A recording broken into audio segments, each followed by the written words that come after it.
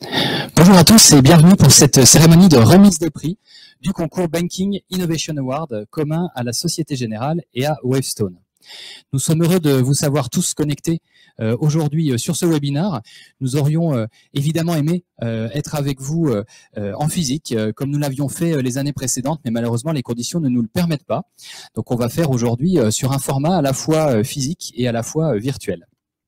Aujourd'hui, eh bien, ça va être une alliance entre une conférence et des interventions de haut niveau, des experts de nos différentes structures, des dirigeants de nos différentes structures, mais également les interventions et la remise des prix que vous attendez tous de la part des startups. Alors cette année, sur le concours, c'est notre 4e année. Et c'est surtout une année où on a décidé de changer le périmètre du concours et d'y ajouter le sujet de la data et de l'intelligence artificielle. C'est un sujet qui évidemment est de plus en plus prégnant dans le secteur de la banque et dans l'ensemble des secteurs d'activité économique. Et on sait que c'est l'alliance finalement de l'intelligence artificielle qui va et du bon usage des données qui vont permettre ces transformations numériques majeures. Mais ces transformations numériques majeures, eh bien, elles attirent aussi des cybercriminels. Et donc, il faut d'une certaine manière aussi savoir s'en protéger pour vivre pleinement cette transformation. Donc c'est pour ça qu'on a créé ce prix qui, cette année, a eu un grand succès, un grand retentissement. Plus de 60 startups nous ont envoyé leur dossier. Les choix ont été particulièrement difficiles, avec des thèmes extrêmement variés. On a vu beaucoup de choses autour de l'antifraude, autour de l'identité numérique, autour de la détection finalement des attaques, la détection de phénomènes particuliers, et aussi beaucoup d'usage de l'intelligence artificielle dans de nombreux secteurs métiers, que ce soit les RH, que ce soit la finance, etc. Voilà, donc c'est vraiment cette étape du choix a été difficile et les différents membres du jury ont dû sélectionner les startups pour 4 prix qui vont donc être remis cet après-midi. Mais avant, eh bien, nous voulions partager avec vous tous les grandes orientations et ce qu'on a vu ces derniers mois se dérouler. Et donc, je vais tout d'abord appeler donc Pascal Imbert, le Chief Executive Officer de Wavestone, et également Christophe Leblanc, directeur des ressources et de la transformation du groupe Société Générale, pour qu'ils nous fassent part de leurs enseignements et des perspectives dans lesquelles ils ont vécu cette période particulière. À toi, Pascal. Très bien, bah écoute, merci Jérôme. Enseignement de la crise, c'est peut-être un petit peu tôt pour commencer à tirer tous les enseignements, mais ce qui me frappe, c'est que cette crise, on le voit d'ores et déjà, elle a servi à la fois de révélateur et d'accélérateur. Révélateur de nos fragilités, fragilité propre à chaque entreprise, fragilité plus largement de nos modèles économiques, avec par exemple la mise à jour de l'extraordinaire fragilité que représente l'interdépendance totale qui s'est développée dans un monde globalisé entre les entreprises, entre les différentes zones géographiques, une interdépendance qui a montré à quel point elle pouvait représenter le talon d'Achille de nos économies. Accélérateur également, accélérateur de tendance, avec, par exemple, une place encore plus importante qui a été prise au cours de la crise par le numérique dans nos vies, qui préfigure ce que le numérique est appelé à devenir et la place que le numérique est appelé à prendre dans nos business models, dans la manière dont nous allons construire les produits et les services de demain. Accélérateur de tendance également avec une très forte poussée de l'aspiration à un développement durable, de l'aspiration également des citadins à des modes de vie plus équilibrés, des nouvelles attentes, un nouvel équilibre qui est recherché. Et c'est incontestable, on voit que cette crise est en train de rendre notre transformation, les mutations que nous vivons, encore plus profondes et encore plus rapides, des mutations qui vont prendre une force sans doute extraordinaire dans les années qui viennent. Et du coup, 3 conséquences qui commencent à se dessiner pour les entreprises. La première conséquence, c'est bien sûr que les transformations qui ont commencé à être mises en œuvre dans les dernières années sont en train de s'accélérer. Et c'est peut-être le phénomène d'ores et déjà le plus apparent des effets de la crise sur le monde économique, c'est qu'on voit les transformations devenir plus pressantes, plus brûlantes et prendre un véritable coup de boost à la faveur du redémarrage progressif après la crise. La deuxième conséquence, c'est que ces transformations, elles doivent intégrer, elles doivent être réorienter, réajuster pour intégrer de nouveaux facteurs qui répondent aux tendances que j'évoquais tout à l'heure, un meilleur équilibre entre l'efficacité et la résilience. L'efficacité à tout prix a montré à quel point elle tend nos modèles économiques et elle constitue des points de fragilité lors des mutations brutales. Un nouvel équilibre également pour mieux prendre en compte les aspirations, et notamment les aspirations des collaborateurs de l'entreprise et plus largement les aspirations des citoyens. Enfin, la troisième conséquence, c'est que cette crise, c'est incontestablement la consécration de la place que prend la technologie dans nos sociétés. La technologie est incontestablement sortie renforcée de cette crise. Elle va plus que jamais se situer au cœur des transformations. Et ça représente pour nous, Européens, un véritable défi, un défi économique et un défi de souveraineté. Les champions de la technologie ne sont pas européens, ils sont américains ou chinois, tout simplement à cause de l'extraordinaire puissance que représentent les marchés intérieurs de ces deux pays. Et de ce fait, nous devons trouver notre place, nous devons trouver les leviers qui vont nous permettre d'exister dans ce monde appelé à être dominé sur un certain nombre d'aspects par la technologie. L'innovation, c'est certainement, bien sûr, l'une des meilleures armes pour que nous puissions résister à ces champions internationaux et pour que nous puissions trouver notre place dans ce monde qui est en train de se dessiner. Je trouve que c'est toute la raison d'être du BIA et je pense que nous sommes extrêmement fiers, Christophe, tous les deux, de contribuer à travers ce prix à valoriser, à favoriser les champions de l'innovation, les champions qui sont en train de décider des nouvelles technologies qui vont nous permettre de reprendre la main. Et cette mise en lumière de l'écosystème de l'innovation est sans doute l'objectif le plus important du BIA. Merci. Merci Pascal. Je ne sais pas si vous m'entendez là. Oui, je crois que oui. D'abord, je suis très ravi d'être ici aujourd'hui avec vous. Merci de votre invitation et de participer donc au BIA aux côtés de Wavestone. Ça fait déjà quelques temps que nous avons organisé ces prix et c'est toujours un plaisir de venir voir ces startups innover dans le domaine de la cybersécurité et maintenant de la data. Alors, pour revenir un peu à la question sur les enseignements de la crise, hein, tu as adressé certainement là-bas les grandes tendances macro, je dirais, de cette sociétale, si je puis dire, de la crise. Moi, je vais revenir un peu à une illustration un peu plus au niveau de la banque, de la Société Générale. Et d'abord, en introduction, je dirais, moi, je suis très fier de ce que les équipes ont accompli, parce que en tant que banque, on est un acteur évidemment très important, systémique, je dirais, de l'économie. Et il était très crucial, si je puis dire, que nous puissions continuer à assurer la continuité de nos opérations. Et mais je suis très fier, donc je suis très fier par la réactivité et même la solidarité dont ont fait preuve les équipes dans cette crise. Mais je resterai modeste aussi parce que cette crise, hélas, elle n'est pas finie. Elle se transforme d'une crise sanitaire qui n'est pas encore terminée à une crise économique. Il faut rester en veille et conserver, je dirais, toute notre capacité d'adaptation en fait dans ces conditions.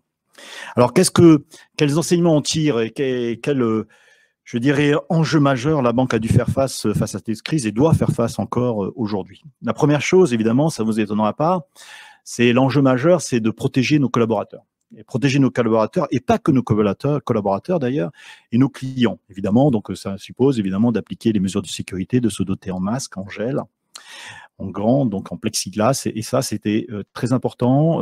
Revoir je dirais, le dispositif de nos immobiliers. Très important que l'on réussisse évidemment cet enjeu majeur. La deuxième, j'en ai parlé, c'est assurer la continuité de l'activité, puisque nous sommes, encore une fois, un opérateur d'importance vitale. Et la troisième, elle se fait de plus en plus forte, je dirais, en termes d'enjeux aujourd'hui, c'est d'accompagner évidemment tous les acteurs économiques, puisqu'on voit se transformer cette crise en une crise économique.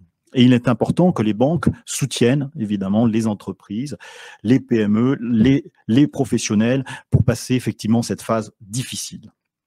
Alors, la crise pour moi a joué un rôle catalyseur sur 3 points. Quand je regarde un peu ce qui s'est passé tous ces derniers mois.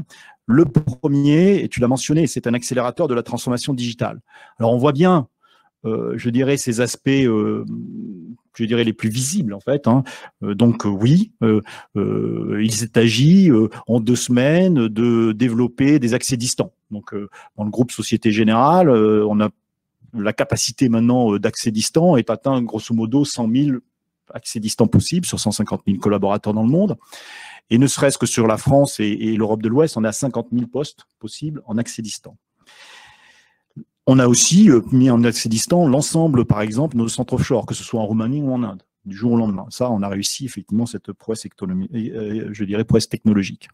Une autre prouesse technologique que j'aime à citer dans ce cadre de cette transformation accélérée digitale, c'est celle du trading. Par exemple, on a été capable de faire effectivement des postes de travail à la maison, si je puis dire, pour les traders. Ce n'est pas simple parce que les applications utilisées sont des applications assez lourdes et qui nécessitent effectivement beaucoup d'allers-retours avec les serveurs.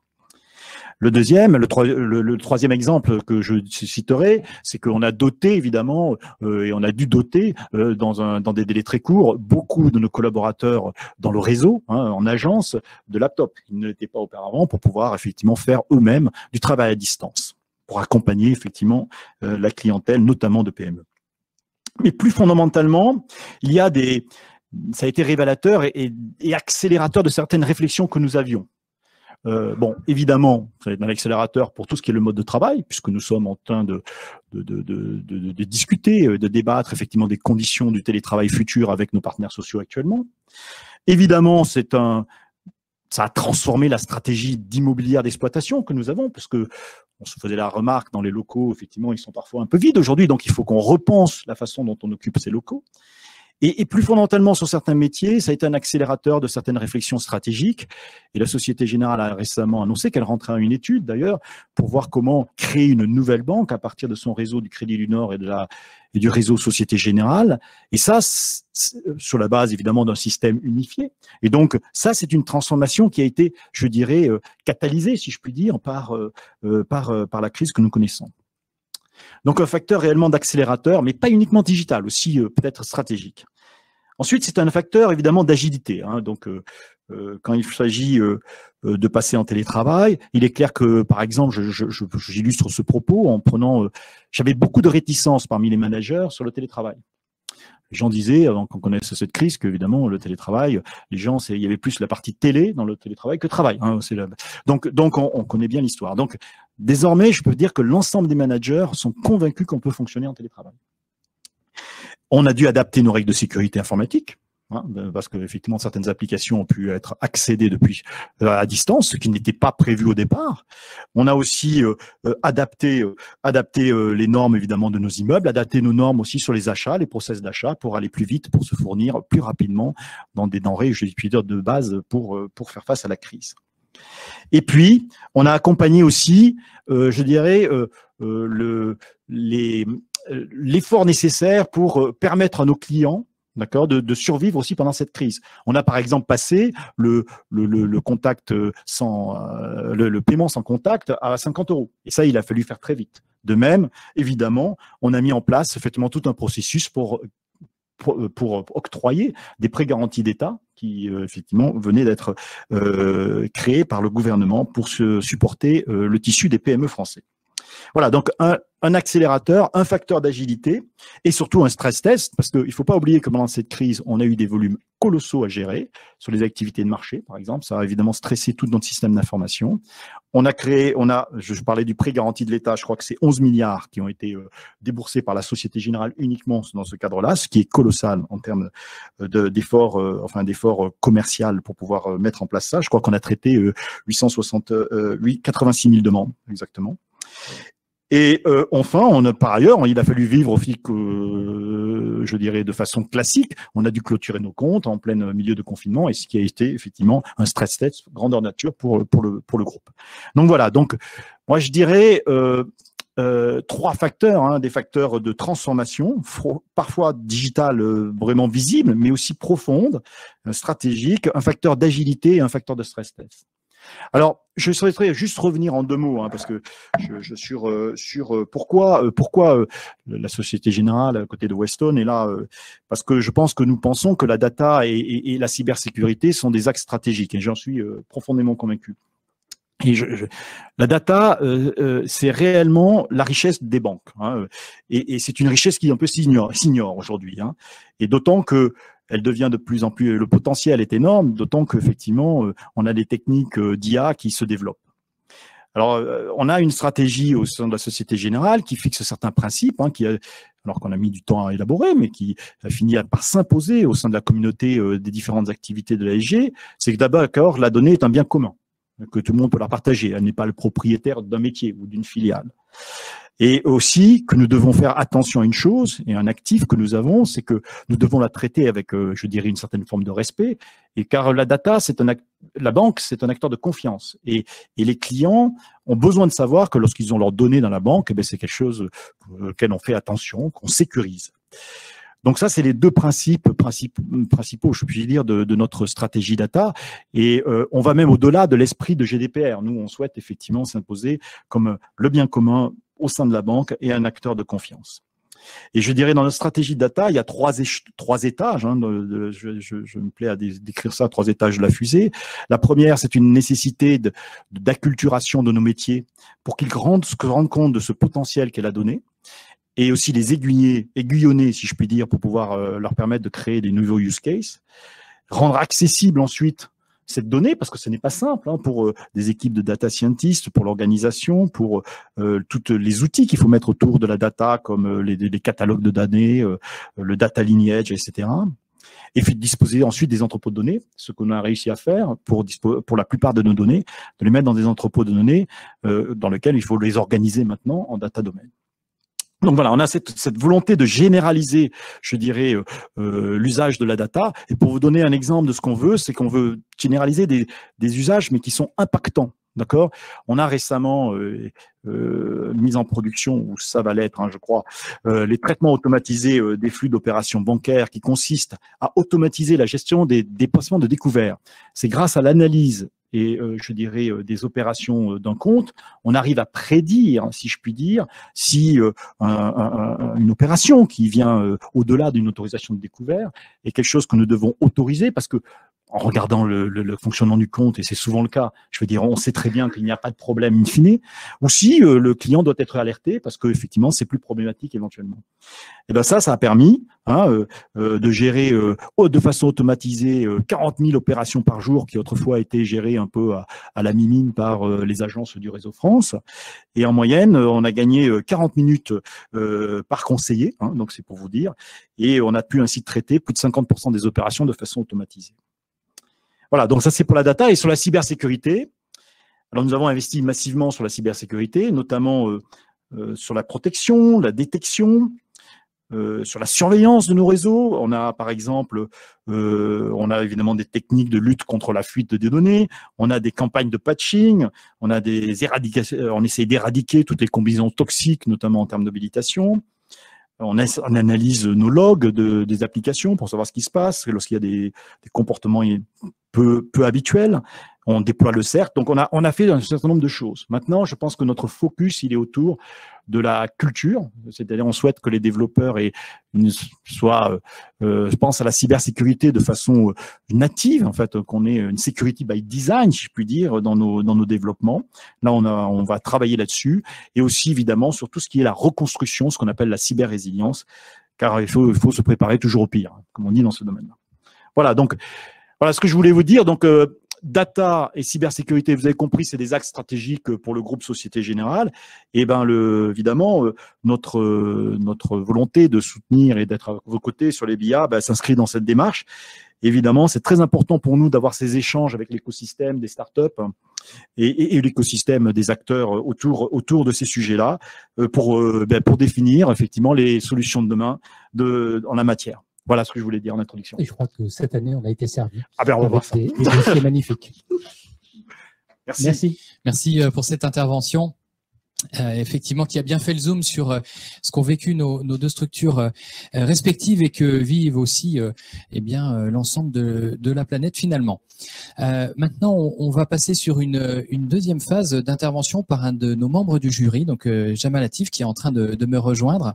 Jamal Latif est professeur, pardon, lapsus révélateur à l'université Paris-Dauphine, est spécialisé sur tout ce qui est intelligence artificielle et il va justement nous faire un petit panorama de ce qui s'est passé sous cette dernière période dans ce domaine-là. Merci. Merci. En tout cas, je suis très, très heureux d'être avec vous aujourd'hui. Alors, même si je suis dans la recherche fondamentale, je fais aussi de la recherche appliquée. Et donc, participer à une manifestation comme celle-ci, ici à Wavestone et avec la Société Générale, c'est particulièrement… je suis particulièrement heureux de cela, surtout parce que j'ai une thèse financée avec Wavestone. C'est une thèse CIFRE à la frontière de la cybersécurité et de l'apprentissage automatique. On travaille sur la résistance aux attaques adverses, donc c'est d'à propos. Et j'ai quelqu'un aussi de mon équipe qui est accompagné par une CIFRE par la Société Générale. Donc, je suis particulièrement heureux d'être parmi vous aujourd'hui. Et en tant que spécialiste du domaine, moi, ça fait 20 ans que je travaille dans le domaine. Entre autres, je suis chargé du domaine au CNRS. Je co-dirige un institut de l'IA qui s'appelle Prairie à Paris. Donc, on a parlé des GAFAM. Ça fait partie des personnes qui nous accompagnent à côté d'autres groupes. Alors, qu'est-ce que je veux partager avec vous aujourd'hui? Donc, j'ai entendu beaucoup de choses intéressantes. J'ai entendu les questions de souveraineté qui vont se poser. J'ai entendu la valeur qu'il y a dans les données, ce que l'on peut en tirer, des questions assez importantes, notamment quand on veut prendre une décision qui impacte la vie des personnes. Donc, ça questionne l'IA et ça nous questionne, nous, en tant que chercheurs dans l'IA. Et donc, il y a un domaine qui émerge qui s'appelle l'IA de confiance, le Trustworthy Machine Learning. Aujourd'hui, disons les mots tels qu'ils sont, on parle plutôt du domaine de l'apprentissage automatique, qui a bénéficié grandement de cette mise en données du monde. Donc, moi, je suis très sensible quand j'entends des mots justes en disant la valeur, elle est dans la donnée. Les algorithmes sont là. Ceux qui ont si bien fonctionné à la fin de la décennie des années 2000, c'est des algorithmes. Certes, il y a eu de la recherche, il y a eu de l'ingénierie, mais c'est des principes que l'on connaissait depuis très longtemps, depuis le début des années 80, voire le milieu des années 80. Donc, la partie différenciante, c'est la mise en données du monde. C'est cette disponibilité de données en masse qui a permis à des algorithmes de renaître, si je puis dire, de leur cendre. Alors, ça a généré un hype, évidemment, notamment dans des domaines qu'on appelle la reconnaissance de forme, évidemment, la reconnaissance d'image. Aujourd'hui, la vraie révolution, et je pèse mes mots, c'est plutôt du côté du traitement automatique de la langue, avec le dernier modèle qui s'appelle GPT-3, donc développé par OpenAI et Microsoft. Pour la première fois, on a un modèle qui est fermé. Donc, ça fait écho à la question de la souveraineté. Donc, il y a quelques chercheurs, j'en fais partie, qui ont pu avoir accès à ce modèle. C'est un modèle qui marche très, très, très bien, d'accord, sur la langue, mais qui est entraîné sur… Alors, se pose la question de la langue, sur de l'anglais, évidemment, et nous, on a besoin de simuler un écosystème francophone. Donc, jusqu'à preuve du contraire, on travaille en français. Mais la question qui se pose, j'ai entendu le fait que la donnée est un bien commun, mais les algorithmes doivent aussi l'être. Donc, qu'est-ce que ça veut dire d'avoir un système fermé? Donc, ça doit nous questionner, en tant qu'acteurs du domaine, en France, sur le modèle à choisir dans le développement de l'IA. Voilà, juste pour alerter sur quelques points, pour l'instant, l'IA, elle marche, mais elle marche quand il s'agit de reconnaissance de forme. D'accord? Traiter une image, reconnaître ce qu'il y a dans une image, aider au diagnostic, ça marche très bien. Donc ça, c'est ce qu'on appelle les réseaux convolutionnels. Ce qu'il y a dedans, c'est ce terme, la convolution, qui est propre à l'image. Et donc là, on commence à avoir des choses qui marchent très bien sur la langue. Je vous invite à utiliser les derniers outils de traduction automatique, c'est assez bluffant, DeepL par exemple. Et on va voir même des outils, GPT-3, ça permet d'écrire des dissertations. Et ma foi, quand on regarde, c'est parfois difficile de savoir si c'est un algorithme ou un humain qui a écrit ça.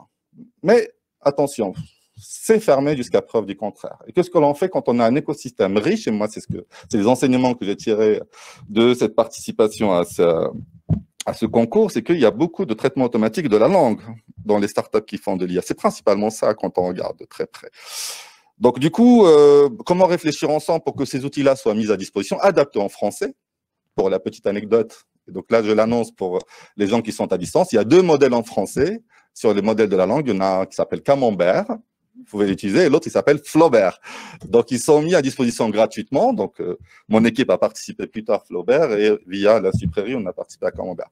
Donc, et ça, c'est l'idée de le mettre à disposition aussi à notre écosystème de start-up.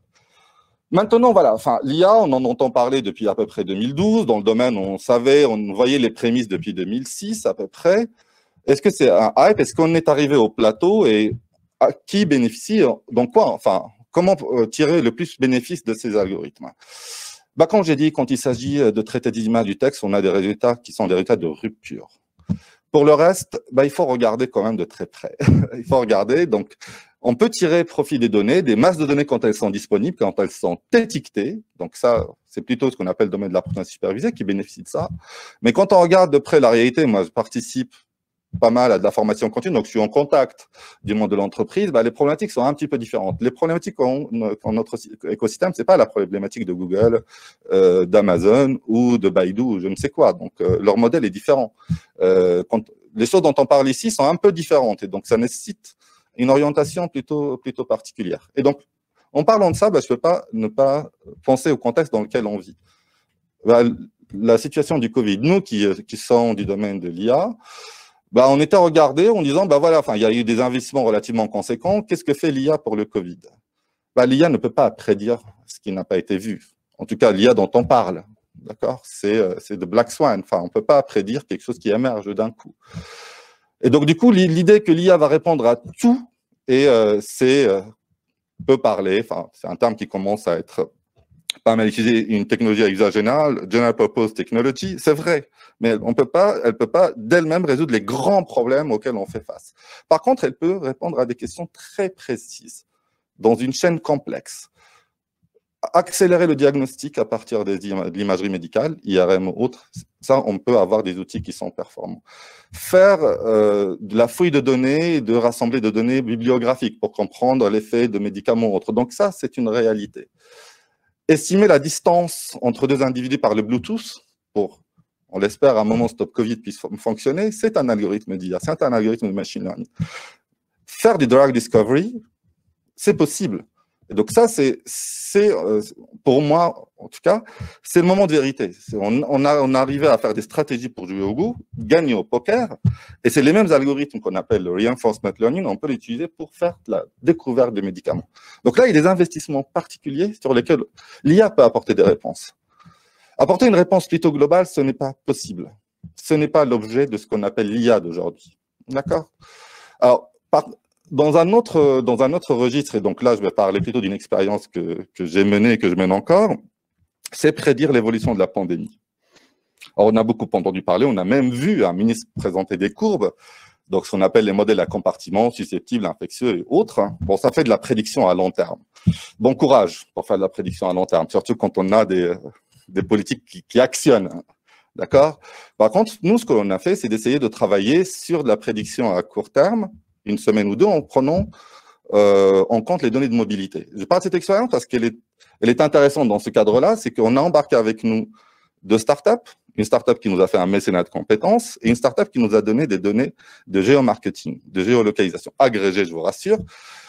Et vu qu'on a des liens aussi avec Facebook, on a eu accès à des données agrégées du réseau social. Le réseau social et tout ce qui va avec. Ça veut dire dès que vous avez des applications dans votre téléphone, bon, trace. Mais on a eu accès à des données agrégées, anonymisées. Donc ça nous a permis de travailler. Alors, c'était une expérience assez intéressante parce que nous, enfin, normalement, chercheurs, notre métier, c'est de faire des articles scientifiques. On développe de plus en plus de code. Mais de se dire pendant le confinement, mettons-nous en ordre de marche pour essayer d'apporter quelque chose en maîtrisant ce que l'on fait. C'est-à-dire, on ne publie pas de résultats. D'ailleurs, on a publié des données et des rapports sur le comportement en mobilité des personnes. Mais par contre, publier un modèle en cette période un peu trouble, c'est compliqué. Faire de la prédiction, en soi, c'est une entreprise un peu périlleuse. Faire des prédictions qui vont impacter des gens, donc c'est encore plus critique. Pourquoi on l'a pas fait? Parce que les données auxquelles on a accès, bah, elles sont toujours pas fiables. Avant le 15 mars, on n'avait pas de données. Il y avait pas, en fait, en France et à la PHP, on n'avait pas des entrepôts de données de santé propres. Donc, quand je vous entends parler des données, de préparer les données data lake, ben on y est encore. Et même là, aujourd'hui, avec Santé publique France, le Health Data Hub avec qui on travaille, qui nous donne des données, ben faire confiance à ces données-là pour rentrer dans les modèles, c'est critique. Encore. sans maîtriser le modèle du bruit sous-jacent. Parce qu'on le voit, quand on regarde ces données-là, bah, en fait, on a une chute pendant le week-end, par exemple. Ce n'est pas propre à la pandémie. Donc, c'est des comportements, c'est des saisies qui n'ont pas eu lieu pendant le week-end ou autre. Donc, du coup, faut faire attention. D'accord? Donc, ça, c'est juste pour rebondir, on a l'habitude de dire garbage in, garbage out. Et ces algos, ça vient des données. D'accord? L'algo ne préexiste pas à la donnée. Quand on fait du machine learning, l'algo émerge de la donnée. Et donc, quand j'entends parler de l'audit d'algorithmes, notamment ceux du deep learning ou autres, il y a un principe simple, plus le modèle est complexe. Et aujourd'hui, on le sait, plus il généralise bien, il prédit mieux. Mais moins il est interprétable. Tout simplement, 175 milliards de paramètres pour un GPT-3, le modèle de langage. Qu'est-ce que l'on veut interpréter dans ce modèle? Donc, il faut réfléchir à autre chose. Et donc, du coup, il faut maîtriser la donnée. Certifions la donnée au lieu de certifier l'algorithme. Donc ça, c'est un pavé dans la mare, dans la discussion. Et donc tout cela, c'est de dire, bah, la donnée, c'est ce qu'il y a de plus important. L'algorithme, il n'existe pas. On n'est plus dans le déclaratif. On est dans l'induction. Ça monte des données. Et enfin, je vais finir, pour ne pas me monopoliser trop la parole, sur l'innovation.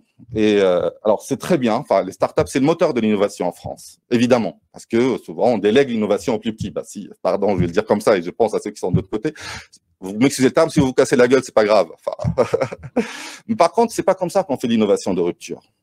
Pour faire l'innovation de rupture, qu'est-ce qui s'est passé? C'est OpenAI qui s'associe à Microsoft pour contrer Amazon, enfin, pardon, pas Amazon, Google et Facebook qui s'envoyaient la balle sur les modèles de traitement de la langue.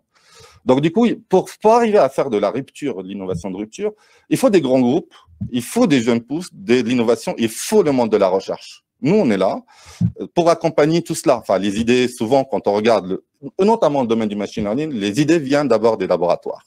Après, bah, on en fait un produit d'innovation avec le time to market qui est nul presque. D'accord? Mais voilà, enfin, on ne peut pas compter que sur les startups pour faire de l'innovation de rupture, que sur de la recherche.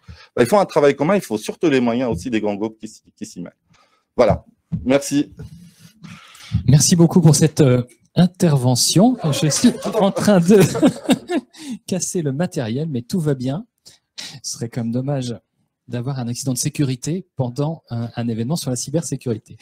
Donc tout va bien. Bah, merci Jamal pour cette intervention qui a, je pense, touché des sujets très profonds sur le sujet de l'intelligence artificielle. On va maintenant rebondir et passer à la première phase de remise des prix qui vont, pardon.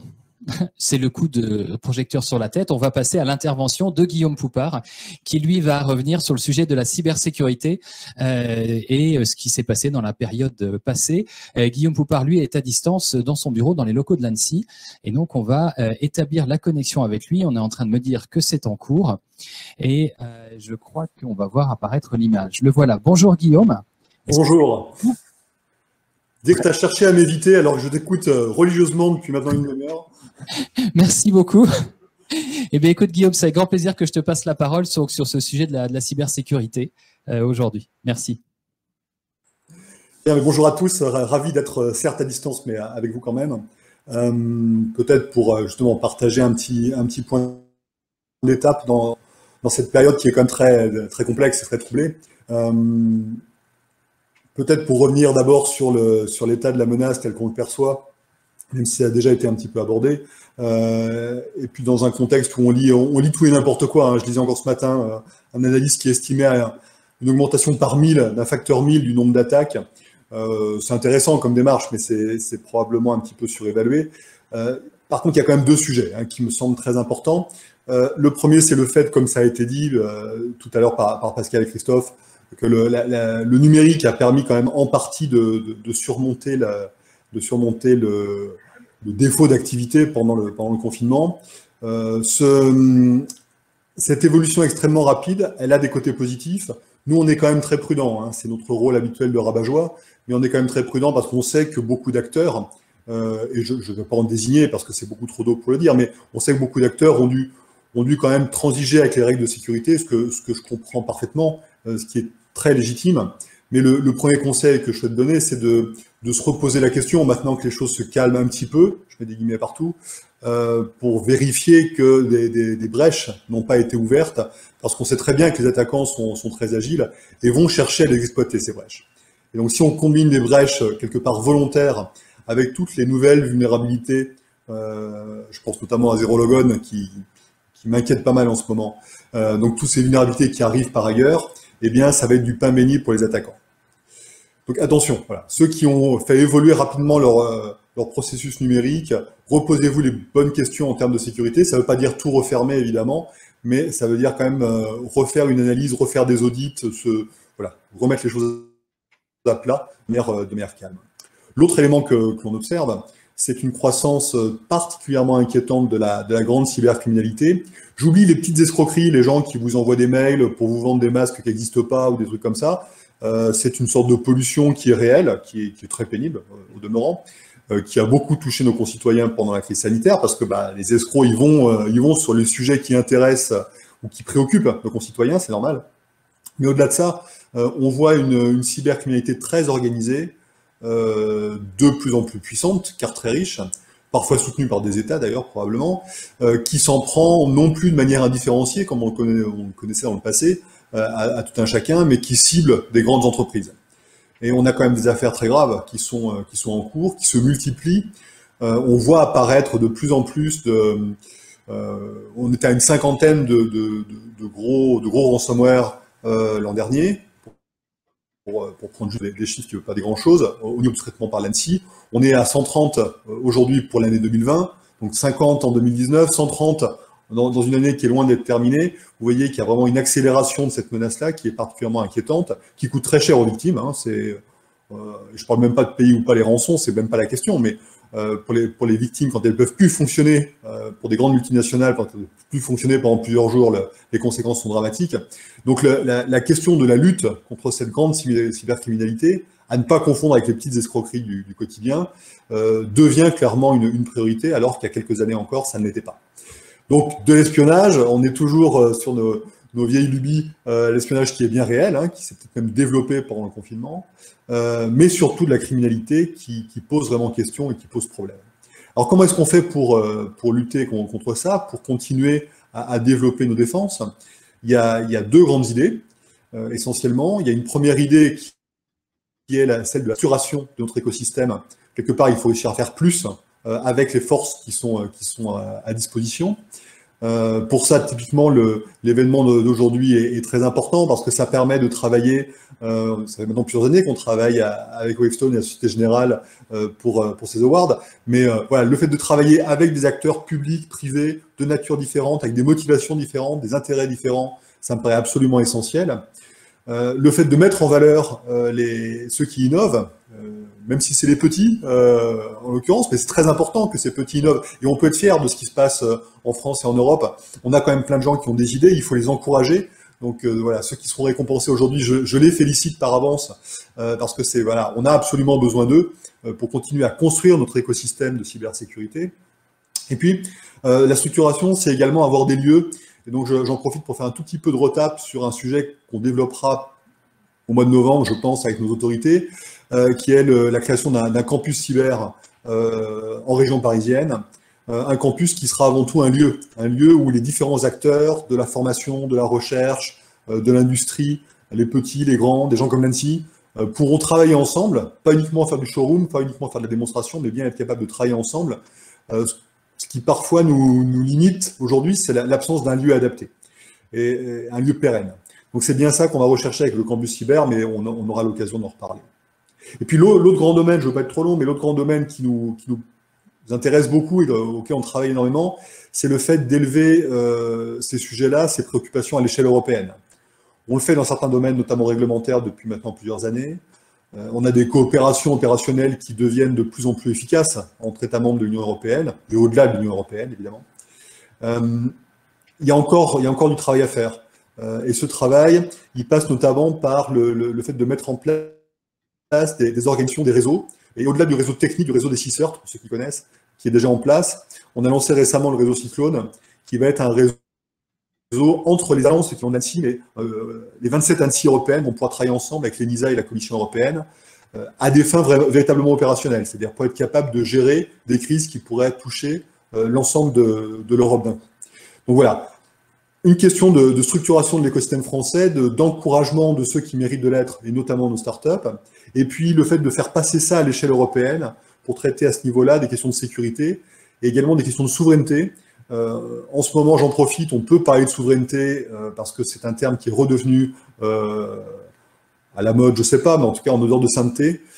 Et ça me paraît très important parce que la souveraineté au sens de la maîtrise de notre destin par nos propres moyens, une souveraineté qui n'est pas une souveraineté de protectionnisme, de fermeture, mais bien une souveraineté qui se pose des vraies questions sur avec qui on travaille, en qui on a confiance, qu'est-ce qu'on doit maîtriser par nous-mêmes à l'échelle européenne. Eh bien, ces questions-là, elles sont absolument essentielles. Donc voilà, merci encore aux organisateurs des Awards pour ce travail qui est important pour structurer notre écosystème.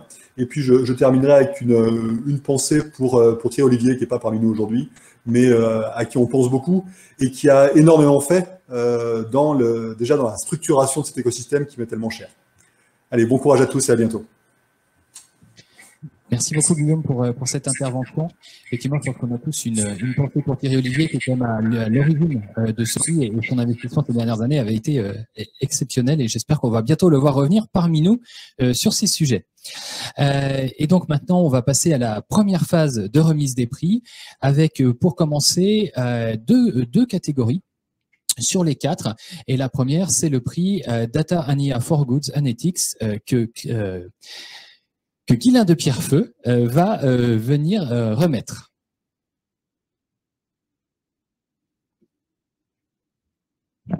Après avoir oublié l'ANSSI, tu oublies mon nom. Après 15 ans, c'est gênant quand même. C'est quand même il va falloir difficile. faire quelque chose avec ces lampadaires. Bonjour à tous. Donc j'ai la chance de remettre un premier prix aujourd'hui. On a eu des candidatures assez exceptionnelles et très intéressantes. Je dirais sur le volet IA, moi ce que j'ai envie de retenir, et pour rebondir un peu sur ce que disait Jamal, c'est que on n'est plus dans le phénomène de la startup hype qui invoque avant tout l'IA magique et le super algorithme incroyable, mais on est dans des startups qui ont trouvé un business model ou en tout cas pensent valeur métier avant de penser magie de l'IA. Après, l'IA va leur servir, ou en tout cas va être un levier pour leur développement, mais n'est pas une fin en soi. Et ça, je trouve que c'est intéressant par rapport à la tendance générale qu'on a pu voir ces dernières années, où il suffisait de dire deep learning pour voir des investisseurs courir. Voilà. Donc après, on a eu des sociétés très très intéressantes et des startups qui nous ont proposé des modèles très différents. Hein, donc sur les 4 qui sont retenus, qui avaient été retenus en finale, donc qui allaient de la comptabilité automatisée à la personnalisation de services sur la base de données bancaires, en passant par les plateformes d'outsourcing de tâches digitales, et j'en oublie un. Et bien sûr, la gestion prédictive des compétences. Donc, on a beaucoup discuté ensemble sur la partie IA for Good et éthique. J'ai la joie de dire que c'est un acteur qu'on connaît pas mal depuis un moment chez Wavestone pour travailler avec eux sur de nombreux sujets. Et marqué, donc ça va, je peux encore faire durer le suspense. Et c'est Isaït qui a été retenu. Donc, bravo à Isaït. Alors, je ne sais pas si on applaudit à distance. Et je ne sais pas si j'ai un prix à remettre. Oui. Donc, je vous remets, Isaït, virtuellement le prix de l'IA for Good and Ethics. Ah, il y a un effet... Isaït va nous rejoindre effectivement en direct pendant cet événement, si on y arrive.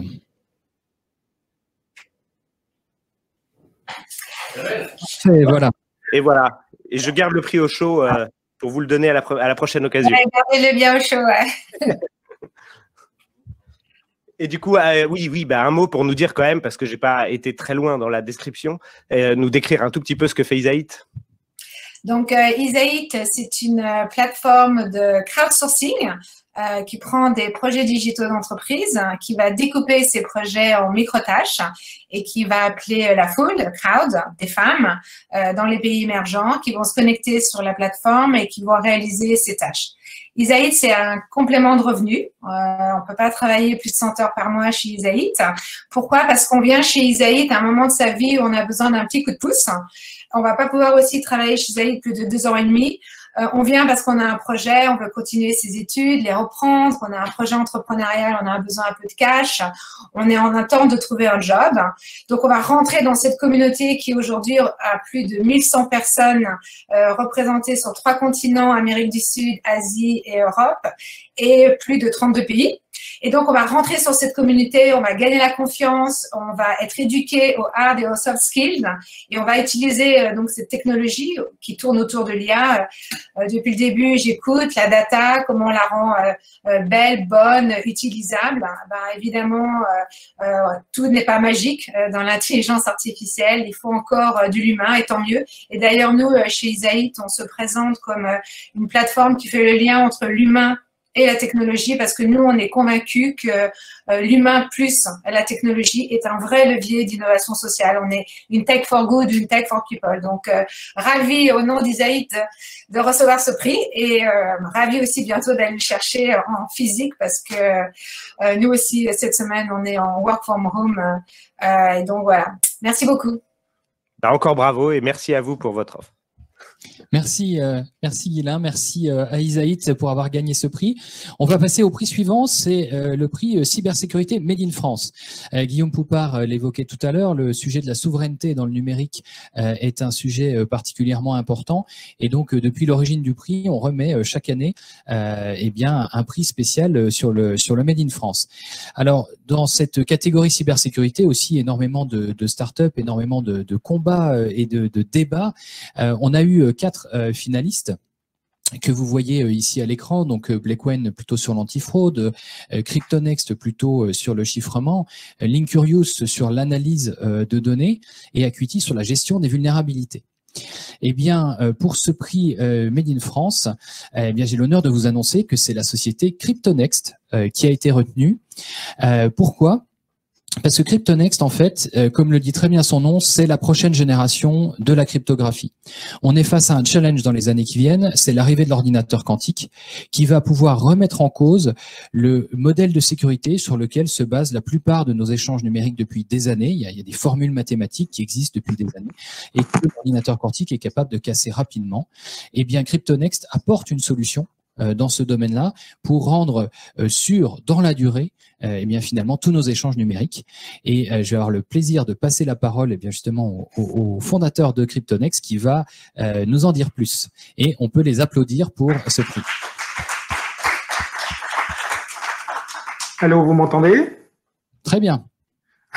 Déjà, je tiens à vous remercier et à remercier pour ce prix de Banking Innovation Award. Alors vraiment, je vais vous le dire, j'ai sursauté de surprise quand j'ai vu le logo de Cryptonext. Donc pour nous, c'est avec un grand plaisir qu'on reçoit ce prix.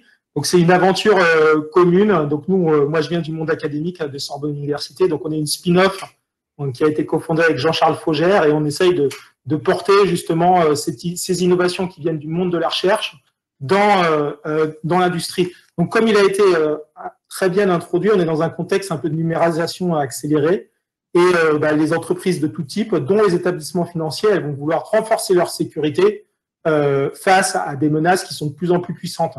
Donc elles doivent faire ça dans le respect de nouvelles contraintes réglementaires qui vont notamment être motivées par l'arrivée de l'ordinateur quantique. Donc sachant que la menace quantique, c'est pas quelque chose qui est à long terme, qui est une menace un peu fantôme. Il y a déjà des ordinateurs quantiques et on peut déjà stocker les données et les déchiffrer un peu plus tard lorsque ces machines seront suffisamment puissantes. Donc chez Cryptonext, on propose une bibliothèque cryptographique qui va implémenter les 2 fonctions fondamentales de la cryptographie à clé publique. Donc c'est l'échange de clés et la signature numérique. Donc cette bibliothèque, elle va remplacer les standards de cryptographie actuels qui sont basés sur des problèmes de factorisation de grands nombres premiers par d'autres problèmes qui vont être plus difficiles, comme les équations non linéaires. Donc, cette solution, elle est française. Donc, nous, on a à cœur de porter l'innovation des laboratoires au niveau français. Elle va être hybride. Donc, on insiste bien qu'elle va venir en complément des solutions qui sont actuellement déployées. Ça va fournir un deuxième VO. Donc, avec la solution Cryptonext, la sécurité des données est renforcée et déjà prête à affronter la menace quantique. Donc, autour de cette de cette bibliothèque qui est notre cœur technologique.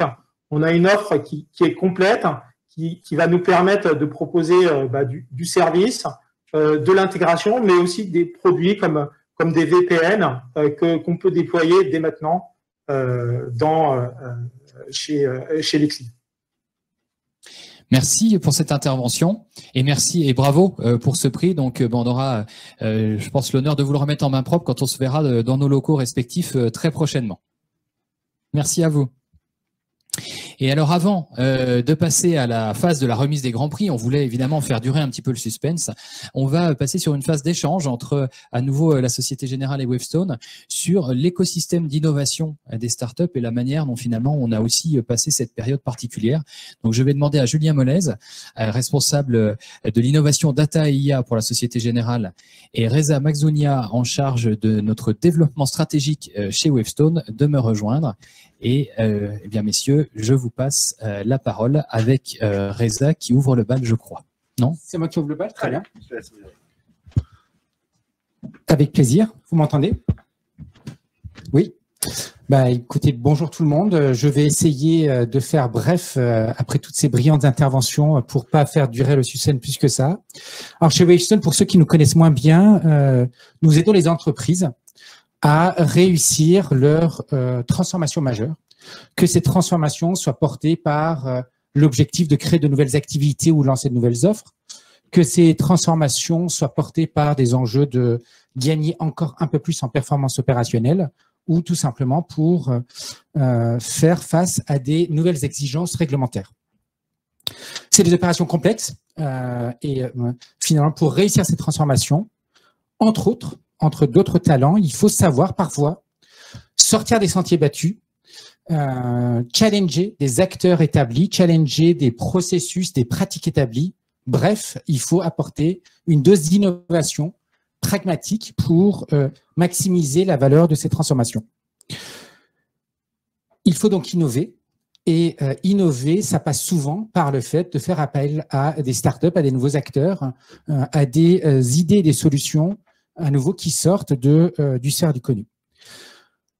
D'où notre intérêt pour cet écosystème de start-up dans notre cœur de métier, je dirais, mais aussi Wavestone, nous en tant qu'entreprise, bien entendu, on a besoin de gagner en agilité, on a besoin d'être de plus en plus flexible, on a besoin de se réinventer en permanence. Et l'ensemble de ces considérations nous a amenés en 2015 à lancer notre propre programme d'accélération de start-up dénommé ShakeUp.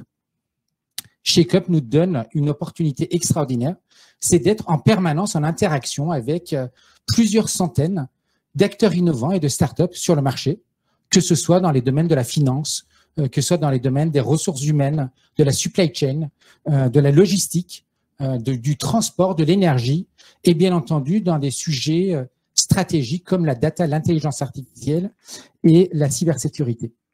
Et à travers ces interactions, on a la chance de pouvoir identifier des pépites que nous décidons alors d'accompagner et leur donner un petit coup de pouce en les hébergeant au cœur de nos équipes dans les locaux de Wavestone, chose plus compliquée depuis la crise, dans les hébergeant, comme je disais, au cœur de nos équipes pour leur apporter un soutien sur le plan opérationnel, sur le plan business, sur des aspects recrutement et encore, j'en passe et des meilleurs. Et on est très fiers d'avoir ainsi pu accompagner depuis 5 ans que ShakeUp existe, je dirais à peu près une quarantaine de startups, dont de véritables success stories comme Alcide, que nombre d'entre vous connaissent, comme Bicas ou comme Yuka, dans différents domaines. Et la crise, bien entendu, mais bien à mal, cette approche nous amène à être beaucoup plus frugal, nous amène à se réinventer dans notre capacité de les accompagner sans les héberger au cœur de nos équipes. Pour autant, on l'a entendu à de nombreuses reprises, malgré la crise, et je dirais même en raison de la crise, ce besoin d'innovation est encore plus aigu. On a encore plus besoin d'identifier ces gisements d'innovation, de les soutenir, de les accompagner. Et au sein de Wavestone, finalement, quand je regarde avec le recul, ça n'a pas changé grand-chose à l'énergie qu'on y met, même si on le fait différemment. Voilà, c'était vraiment en peu de mots. Je pense que, Julien, tu voulais partager de ton côté la manière dont la Société Générale accompagne ou revoit sa feuille de route vis-à-vis de cet écosystème. Oui, absolument. Il va y avoir pas mal de résonance, effectivement, dans nos façons de travailler avec les startups, les attentes qu'on peut avoir de ces différents acteurs. Christophe Leblanc l'a rappelé tout à l'heure, effectivement, les données et l'IA sont des vecteurs de transformation, ou comme le disait aussi Jamel tout à l'heure, une general purpose technology qui est clé pour transformer nos business models et nos operating models dans la banque d'aujourd'hui, parce que cette banque, elle a de plus en plus de pression, de plus en plus de compétiteurs purement digitaux, et on sait qu'on doit adapter nos propositions de valeur et les façons de les opérer en utilisant et en s'appuyant sur ces leviers clés que sont l'IA et la data. Même si le prérequis, c'est bien sûr une donnée de qualité qu'on peut exploiter et qu'on est à même qu'il soit juste et représentative de nos façons de fonctionner. En revanche, pour faire cette transformation avec les données et l'IA, on sait qu'on ne peut pas la faire seul, nous, en tant qu'entreprise. On a besoin de se connecter avec beaucoup de parties prenantes.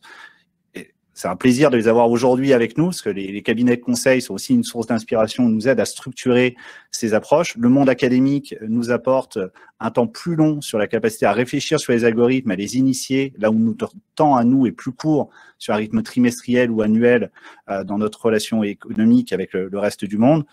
Bien évidemment, les startups en font partie de par la souplesse, l'agilité, leur capacité à produire et à tester rapidement et avec un moindre risque, parce qu'effectivement, elles savent par nature qu'elles ont un taux d'échec assez fort, donc elles peuvent prendre plus de risques que ne peuvent faire de grandes entreprises. Et le cocktail de ces différents acteurs nous permet à nous de définir notre feuille de route et la façon dont on veut l'utiliser. Alors, c'est pas nouveau, la Société Générale a depuis longtemps communiqué sur la façon dont elle travaille avec les différentes startups, pas que sur l'IA et la data d'ailleurs, hein, on travaille avec les startups historiquement depuis un bon moment. Aujourd'hui, il y a notamment une plateforme qui permet à toutes les startups qui souhaitent travailler avec le groupe Société Générale et qui s'appelle Startup Flow, qui permet à toutes les startups de s'auto-référencer et qui permet de lister les collaborations qu'on fait entre les startups et les différents métiers du groupe Société Générale. Donc, il y a plus de 5000 startups référencées. Les startups peuvent se faire référencer toutes seules et ça nous permet, nous, d'avoir une visibilité complète sur les interactions qu'on a avec cet écosystème, qui est absolument clé. Mais aujourd'hui, ce qui est intéressant, c'est de se dire quel type de start-up on peut chercher sur la data et l'IA. Ça a été mentionné tout à l'heure par Wavestone. Effectivement, on ne croit plus à la start-up qui a fait de la R&D réellement en IA. Ce qu'on veut, c'est un produit qui soit en ligne avec les attentes de nos métiers ou de nos clients. On n'a pas besoin, il faut qu'elle s'appuie sur l'IA pour augmenter sa proposition de valeur, mais on cherche rarement des plateformes ou des gens qui arrivent simplement avec des algorithmes. Donc, c'était ce qu'on a cherché dans les BIA aujourd'hui, c'est avant tout des gens qui sachent utiliser la data et l'IA pour faire une proposition de valeur impactante, soit qui nous permet d'être plus efficaces ou de mieux vendre à nos clients ou d'apporter un nouveau service qui génère plus de valeur. C'est avant tout ça qu'on a cherché et c'est ce qu'on voit également dans les acquisitions qu'on peut faire ces dernières années, parce que c'est aussi une autre façon de collaborer avec les startups. Hein. On a fait des acquisitions assez marquantes, que ce soit Fiduceo, Lumo ou Trésor plus récemment, qui nous permettent de compléter la proposition de valeur du groupe Société Générale dans la façon d'opérer. Donc, les collaborations sont multiples, soit sur des travaux, sur des POC, soit sur de l'acquisition pour travailler plus en profondeur sur les business models, et on a définitivement besoin de la vigueur de cet écosystème pour travailler. En conclusion, est-ce que la crise a changé quelque chose à cette façon de travailler? Je dirais pas sur la collaboration avec les startups. On a renouvelé un certain nombre d'accords, notamment sur le Global Marketing Incubator, qui est une grosse initiative de travail avec les startups. Ce point a été renouvelé avant la crise, mais on continue à travailler avec eux de manière continue. On a initié au moins 5 collaborations avec des startups sur des sujets IA pendant le confinement. Donc, cette dynamique se maintient. La seule chose, et chose fondamentale que la crise a changé, c'est avant tout le comportement de nos clients et l'accélération du digital et de l'appropriation du digital. Ce qui renforce encore notre besoin de se connecter avec des acteurs rapides, agiles et qui savent créer des nouvelles propositions de valeur. C'est pour ça qu'on était extrêmement intéressés pour voir les différentes propositions de valeur des BIA aujourd'hui et fiers de remettre ces prix à ces différents acteurs. Bien, merci à vous deux pour ces belles interventions. On arrive maintenant à la toute dernière étape de notre remise des prix. Évidemment, c'est la remise des 2 grands prix. Alors évidemment, on sait aussi qu'on est sur le timing juste dans les temps, donc on va faire rapidement sur cette dernière partie. Et pour commencer, eh bien, je vais appeler donc Christina Poisson, qui est la Chief Digital Officer à l'échelle du groupe de la Société Générale, pour eh bien remettre le grand prix Data et IA. Bonjour à tous. Je suis ravie donc de pouvoir remettre ce grand prix Data IA. Nous avons choisi la société Income, car elle, en fait, tout simplement parce que leur offre nous a plu, nous a convaincus, car en fait, on est peut-être un peu aligné en termes d'ambition. Donc, une volonté de répondre aux clients sur leurs problèmes concrets du quotidien, avec des solutions efficaces qui leur permettent de gagner du temps, et avec une certaine responsabilité sur la protection des données. Et donc, c'est vraiment l'alliance de l'utilisation de la data, du digital, de l'IA, pour apporter des solutions concrètes au quotidien aux clients. Et ce que je vois aussi en plus, c'est dans une approche un peu de time to market et de la possibilité d'avoir des états financiers en temps réel, il y a vraiment aussi des synergies possibles pour demain, pour développer des axes complémentaires pour accroître parce qu'en fait, ils accompagnent la croissance de leurs clients en les aidant au quotidien.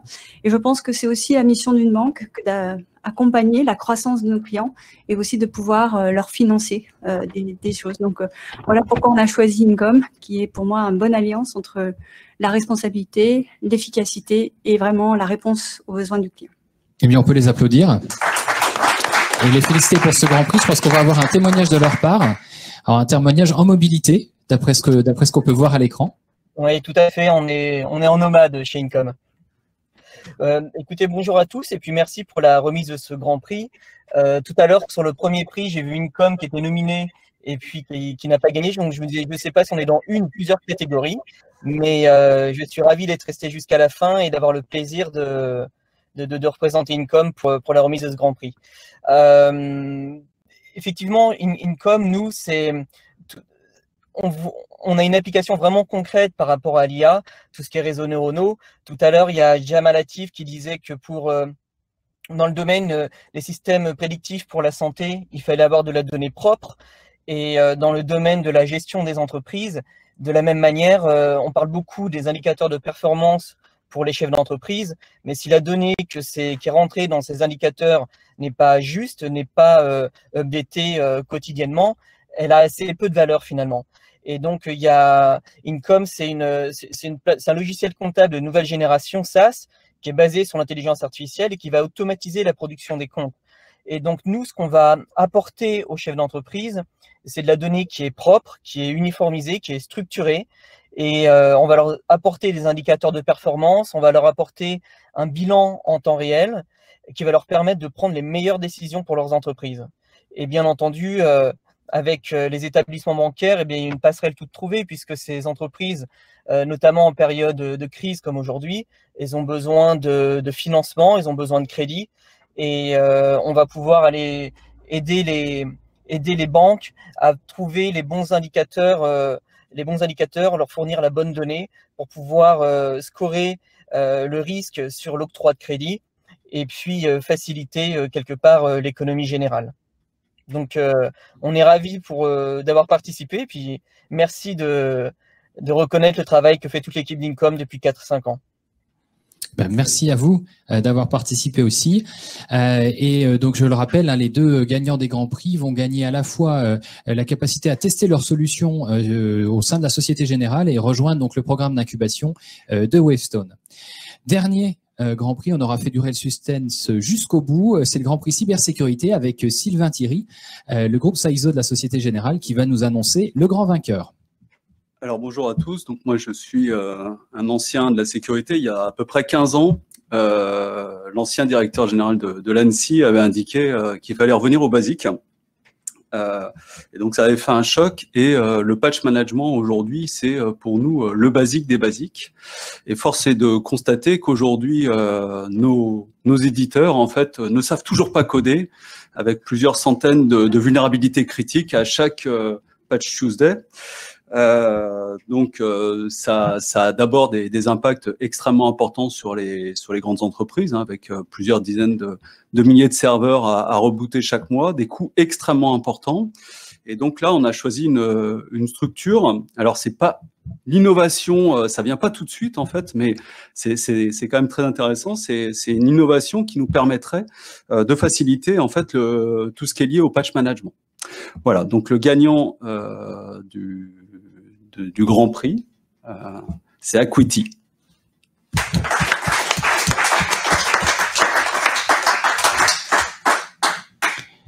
bravo à eux. Je pense qu'ils ils sont en train de se connecter. Est-ce qu'on va réussir à les connecter? Parce que pendant les soutenances, ça avait été un challenge particulier d'arriver à les relier à nos différents systèmes. En patch management qu'en connexion. Alors. Ah oui. C'est malheureusement souvent le cas en fait quand tu fais les basiques. Ils ont trop patché et du coup, voilà. Non, l'image de la sécurité ouverte doit infuser dans nos esprits au quotidien. Quand même pas trop quand même. Alors, est-ce qu'Acuity arrive à nous rejoindre? C'est en train de charger, nous dit-on. Et en tout cas, c'est vrai qu'Acuity adresse un des problèmes qu'on a aujourd'hui et qu'on traîne depuis des années, comme tu l'évoquais, Sylvain. Et je pense qu'on voit Acuity effectivement et on va leur passer la parole. Merci, j'espère que vous m'entendez bien. Oui. Ah ben merci. Écoutez, un grand merci au jury, tous ceux qui ont voté pour nous, et puis à la Société Générale et à Weston pour l'organisation de cet événement. Effectivement, c'est pas le sujet la gestion des vulnérabilités, c'est pas le sujet le plus glamour de la cybersécurité. J'ai un membre du jury d'un concours m'a dit un jour, se présenter à un concours d'innovation en parlant de vulnérabilité, c'est un peu comme Quasimodo qui se présente à un concours de beauté. Donc, je suis très content que le jury et tout le monde ait vu notre beauté intérieure. Sylvain l'a dit, Acuity, c'est une solution qui adresse et qui a pour ambition de transformer l'une des plus anciennes pratiques de la cybersécurité qu'on appelle la gestion des vulnérabilités. Je pense que tout le monde sait à peu près ce que c'est qu'une vulnérabilité, une faiblesse d'un système dont l'exploitation peut mener à une fraude, une fuite de données ou à la perte de confiance des clients.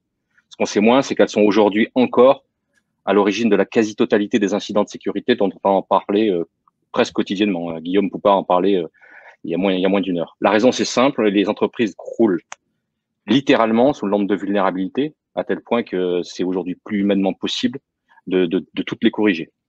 Eh bien, la promesse d'Acuity, au travers de notre technologie et de nos innovations, c'est de déterminer les vulnérabilités réellement dangereuses pour l'entreprise. En synthèse, on va orchestrer toutes les sources de vulnérabilité. Ceux qui sont dans le domaine savent qu'elles sont nombreuses et très bavardes. On parle de bug bounty, de scanner de vulnérabilité, de pen test, j'en passe, et des meilleurs.